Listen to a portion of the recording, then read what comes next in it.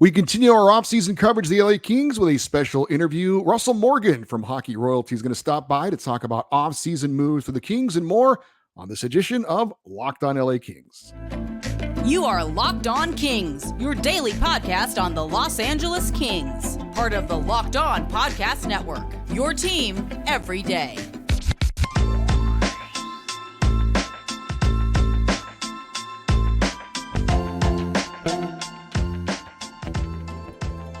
Hey, Kings fans, welcome to Locked On LA Kings, part of the Locked On Podcast Network, your team every day. Thanks for making Locked On LA Kings your first listen every day. We are free and available wherever you get your podcasts and on YouTube. Please like and subscribe if you are enjoying this content. I'm Eddie Garcia, your host of Locked On LA Kings. I've worked in sports media for the past 30 years, 20 plus years at the Fox Sports Radio Network. I'm also co-host of the Puck Podcast, a weekly NHL review show that's been putting out content for the past 16 years, and a passionate LA Kings fan for 30 years. This episode of Locked On LA Kings, your team every day, brought to you by Gametime. Download the Gametime app, create an account, and use the code LOCKEDONNHL for $20 off your first purchase. We are happy to bring you another interview, as we like to bring some different voices to talk about the LA Kings from time to time. And we have had this person on before a few times. Always good to talk hockey with a fellow Kings fan. He is Russell Morgan from Hockey Royalty. And you can follow him on Twitter at NHL Russell and Hockey Royalty at hockey_royalty. Hey, Russell, how are you? What's going on, Eddie? How you doing, buddy? I'm doing good. Certainly an interesting offseason so far for the LA Kings, and there's still things to be done. But the last time you and I spoke face-to-face was at Crypto.com Arena before Game 6. I know we were both feeling pretty good about the chances of a Game 7. Unfortunately, that did not happen. And we've seen the Golden Knights go on to now win the Stanley Cup, and they just had their celebration and everything. So I know you're a fellow Kings fan. You know, I know there are people that do this kind of thing and that cover the team. And I don't know if they're Kings fans or not, but I know you and I are Kings fans first and foremost. So I guess I wanted to ask you, what did you think about Vegas winning it all and seeing Alec Martinez and Jonathan Quick putting the cup over their head, wearing a different jersey? As a Kings fan, how did you kind of feel about that? It felt a little bittersweet, to be honest. It was like, I mean, you want to be upset because it's Vegas, same division, sort of a Kings rival. I don't view him as such a big rival as some other teams. Like, I think of the Ducks and maybe the Oilers as the bigger rivals, especially right now for the Kings. So, and to see Alec Martinez and Jonathan Quick win the cup again, I think that helped ease the pain a little bit of some Kings fans, especially when you saw the clip of Martinez handing the cup to Jonathan Quick. It almost like brought back like serial memories and all that good stuff. So, I mean, yeah, you could be a little disappointed that it was Vegas and all that, but I mean, if Kings fans are disappointed, I can only imagine what teams fans of like the Oilers and the Maple Leafs must be feeling when they've gone years without winning cups. So, I mean, Kings fans got their glory a little over 10 years ago. So I think there's a little bit more, a little bit less disappointment seeing that the Kings still have 2 cups to the Vegas's 1. But yeah, I mean, it was a little disappointing, I guess, to that sense, to see Vegas win their first in 6 years only being in existence. So, but yeah, bittersweet, I guess.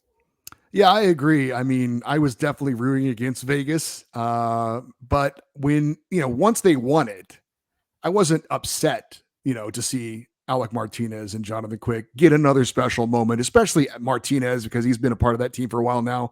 And it wasn't like they left us in free agency for greener pastures. I mean, they were traded away for the Kings to, in their eyes, better themselves with other moves. So that also played a factor into it as well.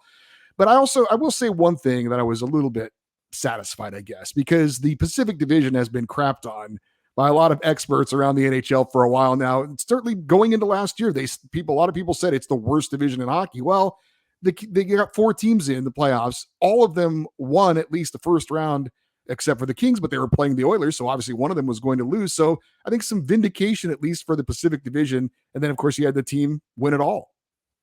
Yeah, absolutely. That's I mean, coming into the season, a lot of people picked the Pacific Division as like, oh, some of these teams are going to run through it. I mean, you looked at like teams like, and I mean, yeah, it made sense with teams like Anaheim, San Jose, Vancouver. But then after that, like every other team was pretty competitive. I mean, someone even pointed out to me today, the Calgary Flames had a better record than the Panthers, and they didn't even make the playoffs. So to see like the Kraken do pretty well, Vegas obviously winning, and the Oilers going up against Vegas. I mean, yeah, it was pretty much the Pacific Division that were the best team, not only in the Western Conference, but in the entire NHL. And I guess the bad news in some respect for Kings fans is that it does look like, Vegas and Edmonton and Seattle all going to be back the same team pretty much next year. Now, it doesn't guarantee anything, but it does look like those 4 teams that made the playoffs are pretty strong contenders to be in the playoffs again next season. Yeah, it's definitely not going to get any easier, right? I mean, it certainly seems like the Calgary Flames are maybe going up in flames today with all the news of some of their players kind of leaving. I know Freeman just tweeted out that Tyler Toffoli is asking for a trade now. So, man, I don't know what's going on in Calgary, but yeah, you have a lot of good teams still in the division. With the Oilers, obviously, still going to be around with McDavid and Draisaitl. The Kraken are only going to get better. Vegas, obviously. And then I think there's still a little time away from getting good, but Anaheim's going to be there. Vancouver will eventually figure it out. I hope so. I mean, I feel bad for fans up in Vancouver, and then San Jose's a little ways away. But yeah, the Pacific Division is going to be hotly contested next season. So let's get into what the Kings have done so far this offseason. Obviously, they unload Cal Peterson and Sean Walker to Philadelphia in that 3-team deal, free up cap space, bring back Vladislav Gavrikov. I get the sense from you that there was a point where you weren't completely sold on Gavrikov, but I think you came around after the playoffs. Your thoughts on the moves made and bringing Gavrikov back for a full season on that left side? Yeah, you hit the nail right on the head there. I mean, when the Kings initially made that trade for Gavrikov, I think my eyes were a little bit more set on a certain number 6 out in Arizona. And once that didn't come to fruition and Gavrikov was kind of like the consolation prize, I was like, he didn't really have the best underlying numbers and some of the metrics just didn't match up with what I felt the Kings needed at that time. But yeah, I mean, I ate crow like right away. I mean, he played so well with Matt Roy. Was probably one of the better Kings defenders in the playoff series against Edmonton, and it just made sense for the Kings to re-sign him. And at the hit or the cap hit that they got him to for only 2 years, man, I mean, I couldn't be more satisfied with that contract. I mean, and it looks like the player was happy with it as well, because it certainly seemed like he was the one that was only asking for 2 years. So I think it was just a match made in heaven for him to be asked for 2 years, and the type of player that he is, that kind of more defensive type of player, but maybe adds a little bit of offense to his game too. I think that 2-year time frame just fits right in the window the Kings are looking for, and especially with the cap hit that he got at around close to $6 million. So it fits right in with what the Kings need. And also with the trade too, in terms of kind of clearing out cap space, I think that worked out right with what everything Rob Blake was kind of looking for to get the offseason started here. Now, we're definitely going to talk more about the Kings' obvious need in net in a minute, but there were a few rumors out there involving a couple of forwards of note. Tom Wilson in Washington, there was the report that the Kings kicked the tires on a deal for Tom Wilson. I know there are a lot of Kings fans who feel like the Kings need to get bigger, stronger, and tougher. That certainly would have fit the bill. Doesn't look like that's going to happen now if you believe the latest reports. And Pierre-Luc Dubois continues to be a name out there as well. Thoughts on either of those guys? Yeah, it certainly seems like Wilson's going to end up staying in Washington. It's kind of I want to say face of the franchise there with Ovechkin, obviously, but kind of the heart and soul of that franchise, I guess. So it'd be tough for Washington fans to get over that trade. But yeah, with Dubois, I mean, when I first heard about it, I was like, wow, it didn't really make sense, right? I mean, you're Right. trading for another center after all the centers that the Kings have with Byfield, just got to know. Kopitar's obviously still around for maybe a couple more years. But then when you think about it and the transition period that the Kings are in with a player, especially like Quentin Byfield, it makes all the sense in the world to me. I mean, you get a 24-year-old center who's probably a legit top 15, top 20 center in the league when he's at his I guess playing at his best, and he's just coming into his prime. So you kind of get that transition period where, let's say you bring in Dubois, you can slot him right into that second line center position. You slide Deneau down to that third line, and a line that kind of had been hit or miss in that, looking for a center with Lizotte playing there, Kupari playing there, and then you add Dubois, kind of solidifies yourself the team down the middle. And let's say you have Kopitar for maybe like 4 more years playing at this level that he's playing at, because he's been obviously going to be the number one center for a couple more years. You still kind of get that transition period where you can give Quentin Byfield just a little bit more time to develop. You're not asking Byfield to be that legitimate number one center once Kopitar leaves. You still have that insurance policy almost in Pierre-Luc Dubois, who's going to be, let's say 3 years from now, he's going to be 27, 28 years old, right in the prime of his playing career. And you have him that could be that number one center, and then give maybe a little bit more time to Quentin Byfield. So that way you don't have to ask Quentin Byfield to take on so much of a responsibility to be that top line center who, I mean, I still predict him to be. I know maybe he could still be on the wing coming into next season, which I don't think is going to be the worst thing. I think if you start him off as the first line wing alongside Kopitar and Kempe, I think that only builds his confidence just a little bit further. And maybe you start to see those goals eventually start to come with Byfield. But yeah, if you get Dubois and try to figure out a way to fit the cap hit in, because I know there's rumors out there that he's asking for $9, maybe $8 million. I don't really see. I see it closer to 8. I could see him getting maybe a deal like Kevin Fiala deal, like maybe like a 7.95, maybe even a 7.75. I mean, if you think about it too, like his agent Pat Brisson and Luc Robitaille are like best friends. Pat Brisson's based out here in Los Angeles, so I don't know if maybe there's a little bit of interest there. Brisson's kid, I think Brendan Brisson is also good friends with Rob Blake's kid. So yeah, there's a lot of connections here between Dubois' camp and the LA Kings. So it only makes sense. But to have that type of player in the Kings system, I mean, these type of centermen don't come available too often. So I think once the Kings see him become available, I think you have to try to do what you can to get him. Now, I know the cost is going to be extensive, obviously. So whether it is trading away Quentin Byfield, which I don't see that happening, you're probably looking at a player like Gabe Vilardi being included in the deal. And I know that's going to irk a lot of Kings fans. But it's interesting because, I mean, I just remember last year in the offseason, you think about it, like a lot of Kings fans were thinking like, oh, I don't even know if myself included, I don't even know if Gabe Vilardi is going to be an NHL player with how his career had been going. And now that he had the season he's had, I mean, he's become a fan favorite in LA that no one even wants to talk about trading him. So it's really contentious talking about the Pierre-Luc Dubois and his history too, in terms of trade requests and all that. And you have to also figure out trying to figure out a way to figure out, get his salary cap, try to in the Kings system too, with the way their cap hit is figured out. So, I mean, it's going to be tough. It's going to be tough to get that trade completed, but I think the Kings should definitely be all over it. More with Russell Morgan in a moment. Definitely going to get into the Kings goalie situation and more here on Locked on LA Kings, your team every day. Today's episode of Locked on LA Kings brought to you by Gametime. Buying tickets to your favorite events shouldn't be stressful. Gametime is the fast and easy way to buy tickets for all your sports, music, comedy, and theaters near you with the Gametime app. Tickets are easy to find and buy for every kind of event in your area, and you get the lowest price guaranteed with event cancellation protection. Gametime has deals on tickets right up to the day of the event, and with a Gametime guarantee, it means you'll always get the best price. If you find a ticket in the same section or row for less, they will credit you 110% of the difference. Buy tickets in a matter of seconds, 2 taps and you're set, and the tickets go directly to your phone. Just download the Gametime app, create an account, and use the code LOCKEDONNHL for $20 off your first purchase. Terms apply. Again, create an account and redeem the code LOCKEDONNHL for $20 off. Download Gametime today. Last minute tickets, lowest price guaranteed.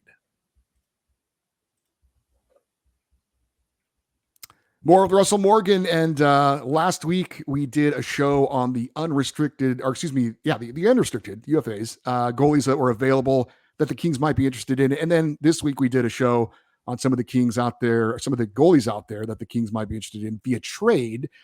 So clearly Phoenix Copley is locked up for next year, but they're looking for another goaltender to either share time with him or for him to be the number 2 and to find a number 1. Just what are your thoughts in general on the Kings situation and what they're looking for in net along with Phoenix Copley? Yeah, it's interesting to see what the Rob Blake has in mind. I mean, obviously the big names out there, Connor Hellebuck with what's going on in Winnipeg, we just talked about with Dubois, is a name floating out there. UC Saros, also another name floating out there, the goaltender in Nashville, especially since they have Yaroslav Askarov, who's the big prospect coming up in their system. So yeah, there's a couple different ways that Rob Blake can go here. I mean, you look at it, especially when we just talked about with Dubois, you hear that name and everyone's saying like, okay, well, who's going to be in net? I mean, it's not going to be.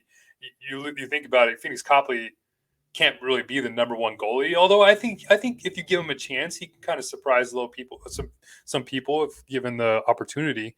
But yeah, I think you have to bring in a goalie who's got a little bit more experience. You can't just bank on bringing in another Phoenix Copley type goalie that's maybe had like an Alex Lyon in Florida or something of that caliber. So you have to go with someone a little bit more established. And I think the Kings maybe go on the UFA route and go for maybe a more cheaper option, more valuable option. Try to get a goalie signed for maybe around $2 million, maybe a little less than that. So I look at goalies like Tristan Jarry, especially with the Mike Buckley just coming in, the goaltending coach who's got some experience with Jarry in Pittsburgh. Maybe you go with like a Freddie Anderson, something along that caliber. So I'm not really that sold on bringing in a Connor Hellebuck.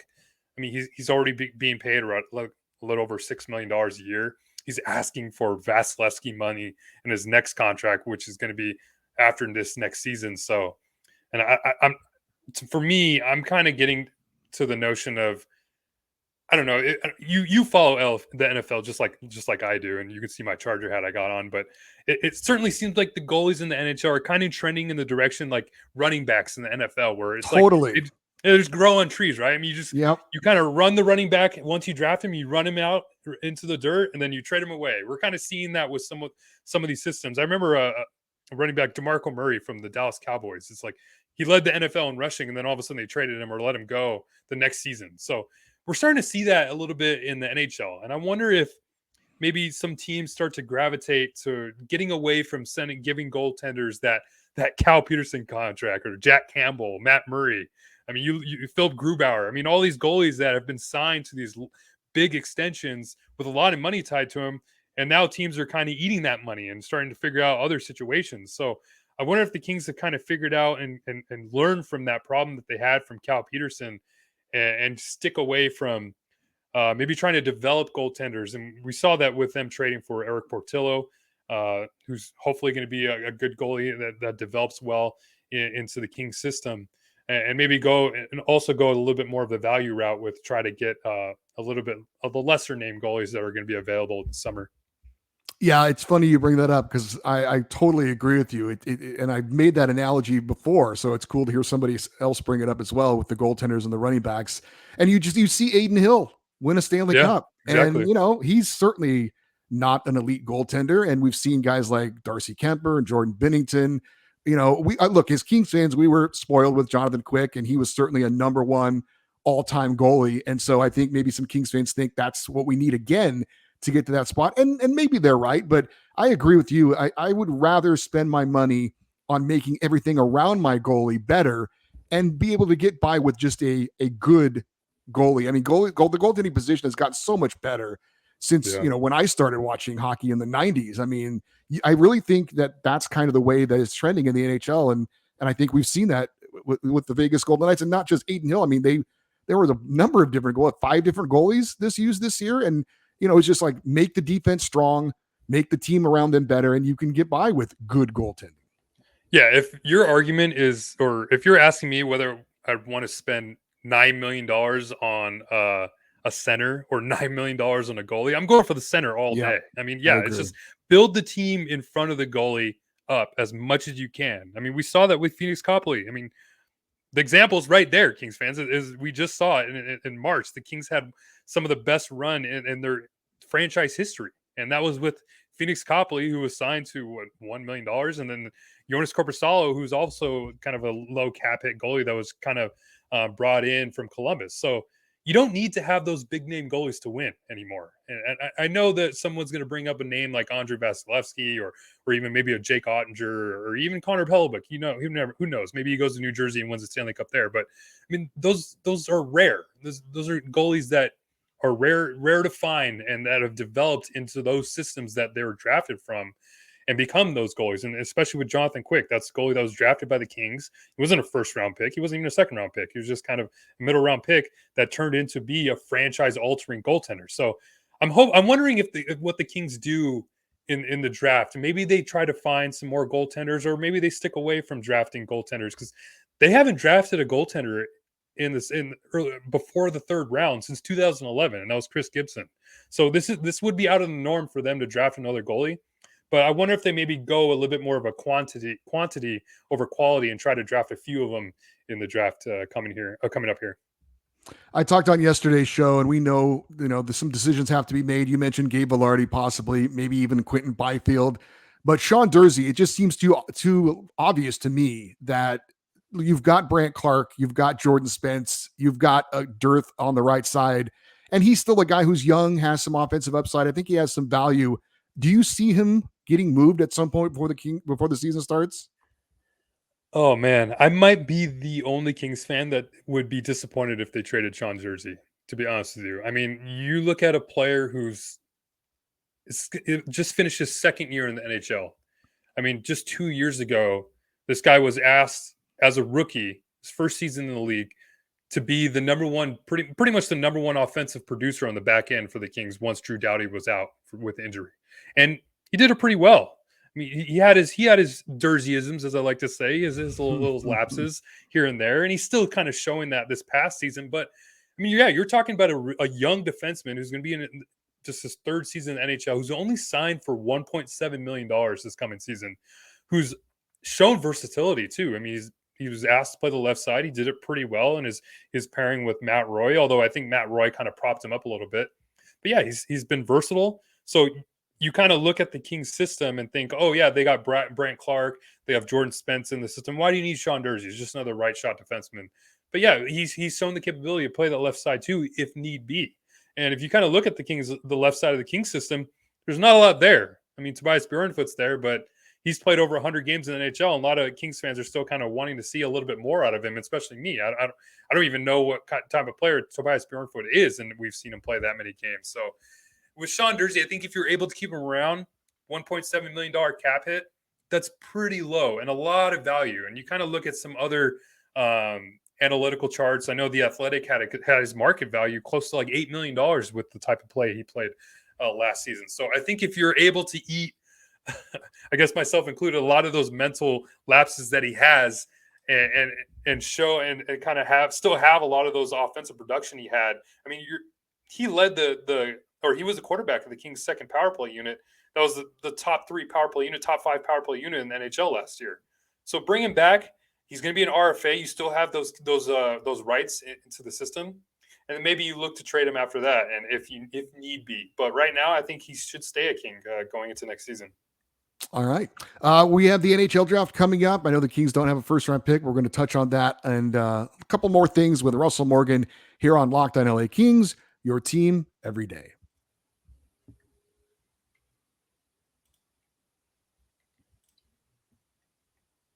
This episode of Locked On LA Kings is brought to you by Birddogs. Now, what is that? Well, simply put, Birddogs are shorts that have the underwear built in, and that sounds a little bit weird, but they call it a comfort liner. I call it underwear, whatever. They are super comfortable, and yes, I am speaking from experience of actually wearing them, and they look good too. They come in lots of different colors to choose from. And how often does something that looks good really feel comfortable as well? It's the perfect combination. Look good, wear them out to a nice dinner, but they're also comfortable enough you could work out in them and be active. So check it out. Go to birddogs.com/lockedonnhl. And when you enter the promo code LockedOnNHL, they'll throw in a free custom Bird Dog Yeti-style tumbler with every order. Again, that is birddogs.com, birddogs.com. Enter the promo code LockedOnNHL for your free gift. Well, wrapping it up with Russell Morgan. And Russell, we have the NHL draft coming up on Wednesday. Now, the Kings don't have a first-round pick, so, maybe the excitement of day one isn't there. But, hey, look, they made the deal for Gavrikov and Korpisalo, giving up that first-round pick. I'm always for giving up, unless it's a, top 5 pick or something like that. If you have a chance to go for it and improve your team for a playoff run, I'm willing to sacrifice those potential first-round picks for that. But I did want to ask you, Mark Yannetti, the Kings' longtime director of amateur scouting, on the job.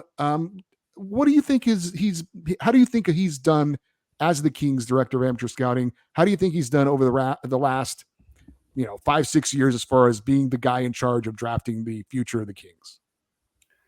Ooh, that's a good question. I think he's done pretty well. I mean, it's tough because you look at a lot of the drafts that the Kings have had. I mean, obviously with Alex Turcotte in 19, Byfield, Clark. I mean, those are all. I mean, Kupari. I guess you can go that far back. I mean, DeFlorardi. These are all players at the time of the draft. I mean, they were all drafted right around where they were ranked. It's not like the Kings reached for any of these players. Maybe even they got lucky with some of them. They were drafted higher where they took them. So it's tough because I think we're all wanting more out of some of these young players. I mean, Rasmus Kupari, we're still waiting to see something. Quentin Byfield, obviously, even though he's still just getting started. So it's tough to kind of evaluate what Yannetti's done. I think maybe the conversation should be a little bit more about the development side of it, because, like I just mentioned, the draft picks weren't surprises or reaches. Mm-hmm. So I wonder if maybe there's a question mark about whether the development is there a little bit more, or there could be more there. So I don't know. I don't want to say he's done a bad job. I think he's done a really good job, and he's found some gems, obviously, in the middle rounds. So a lot of the focus is obviously on the top rounds, the first, second rounds. But there's been some gems that are found in the middle rounds, like Jordan Spence, obviously Mikey Anderson, players that have really contributed already on the NHL roster. I mean, Matt Roy is a 7th round draft pick. So, I mean, but yeah, you're still looking for a little bit more from those first round picks and some of those second round picks before you can get a little excited about some of the drafts. And I mean, we've been talking about the Kings prospect pool, about how it was glowing and all the rave reviews we heard for years. And now it's getting to the point where it's like, okay, well, we heard about the prospect pool. When are we going to see that on the ice? And I think we're still trying to wait for that to happen. And I wonder if that patience is starting to wear thin a little bit. And just to wrap it up on a couple of young players for the Kings, I think the patience for maybe people like you and I is certainly there for Quentin Byfield, but for a lot of fans, it's certainly running thin. And Alex Turcotte, again, he was the obvious pick when they selected him, and no one can predict injuries. That's just something that it's just unfortunate luck for him. But how big in your mind is this coming season for guys like Quentin Byfield and Alex Turcotte? Oh man, it's weird. I think it's actually a bigger season for Byfield. For Turcotte, I don't know. At this point, I just want him to be healthy, and if he turns even to a Trevor Lewis type of player, I think I'd be happy. But with Byfield, this is a player's 2nd overall pick. I mean, you just watched Matty Beniers is probably going to win the Calder this year, and he was a 2nd overall pick too. I know it's 2 different players and whatnot, but I mean, when you see you see a player like Tim Stützle is just lighting it up in Ottawa. I mean, Kings fans draws the ire a little bit. So, but I'm not one to write off Quentin Byfield. I still have a lot of high hopes for him. I think he's going to be a great player, if not a top NHL player in the league. I mean, we just saw a player, and I know not a lot of people like to compare him, but we just saw Tage Thompson do remarkable things out in Buffalo, and they're kind of the same size, maybe a different skill set, but kind of in the same development. But with Byfield, I think if you, like I mentioned earlier, if you get him on the wing with Kopitar and Kempe and just build up his confidence a little bit, I think that production will start to come, and then maybe you transition him back to that center position if need be later on the season, or maybe even the season after that. So I think patience just has to be there with Byfield, because is a young player and he came in to be known as a project, and that's kind of what he's been so far. So I don't think there's been any disappointment from that pick at all. So I think we're right on the same timeline where I expected Byfield to be. And one more real quick, Brandt Clarke, is he on the opening night roster for the Kings? I think he should be. Yeah.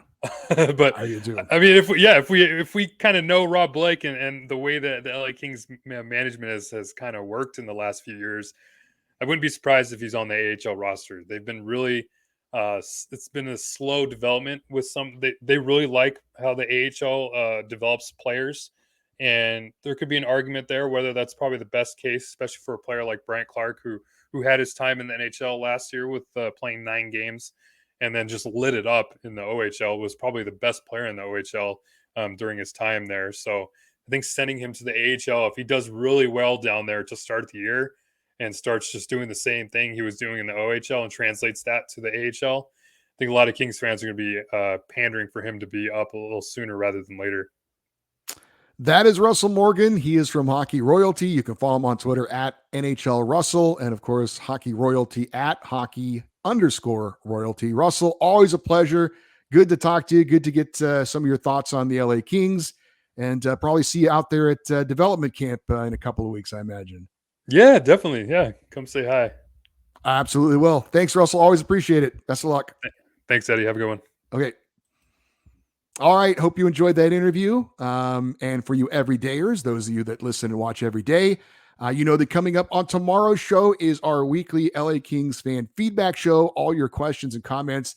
And if you want to get in an email, you need to do it now because I will be recording our Friday feedback show late tonight on Thursday because I got some stuff going on Friday and into the weekend. So if you are watching this and you want to get an email in, do it right away. Hopefully you can get it in time. The email address is lockedoneddie@gmail.com, EDDIE, lockedoneddie@gmail.com. Of course, you can always just leave your comments below if you're watching on the YouTube episodes as well. I always check them out and pick out some of the best ones to read on our feedback show as well. Hope you enjoyed the interview with Russell Morgan. We appreciate his time. Also, would love for you to stay interactive with this show on social media. You can follow us on Twitter and Instagram at Locked On LA Kings. That's going to do it for today's show. I'm Eddie Garcia. Thank you so much for listening and watching this episode of Locked On LA Kings, part of the Locked On Podcast Network. Have a great day. We'll talk to you tomorrow. And as always, go Kings, go.